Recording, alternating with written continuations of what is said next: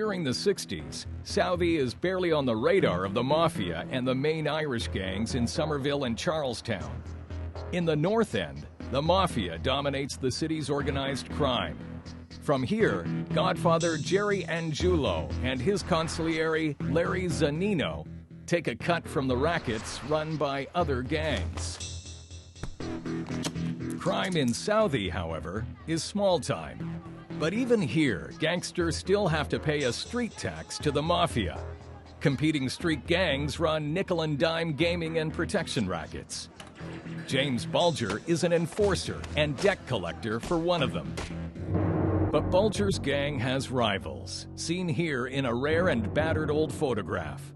A cocky young group of robbers led by Pat Nee. We were thieves. We like to steal and we like to party. And we might make enough money on one score to last 2 or 3 months. Well, while we were out partying, we'd always be looking for the next one. Nee's gang operates in the South Boston docks in what is now the Conley Terminal.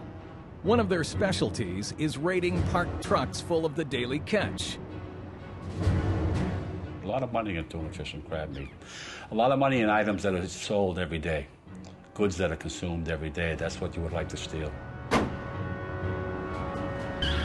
One night in July 1969, in the same month that Neil Armstrong makes his giant leap for mankind, Nee's men are celebrating another successful heist. A drunken brawl breaks out with some of Bulger's gang members. By chance, both Nee and Bulger are in another bar nearby when they hear what's happening. The two share a ride to the fight, knowing they are about to become mortal enemies. And when we pulled up, me and Whitey just kind of looked at each other. I said, well, it's the last time we'll be talking on this level. See you later. He said, see you later. Then the shooting started. The war lasts from 1969 to 72.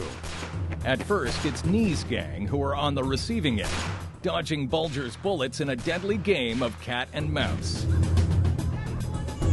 Nee tries to hit back without success. He and Bulger are soon stalking each other. We were actually running around the projects in the middle of the afternoon.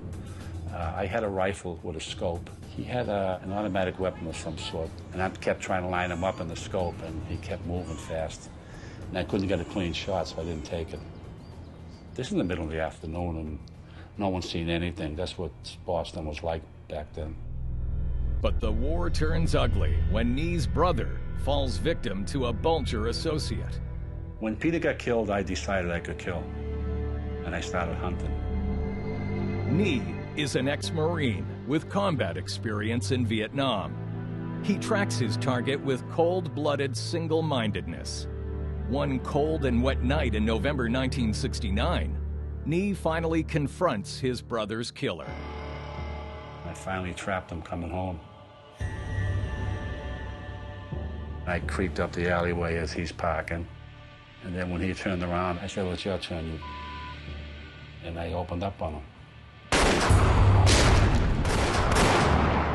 Turns out I shot him over the heart, under the heart, blew out his right lung. I think I hit him twice in the stomach. I thought I hit him in the heart. And when he went down, I kicked his teeth out and I spit on him. Incredibly, Nee's brother's killer survives. But now Bulger knows that rival gang leader Pat Nee is a dangerous opponent.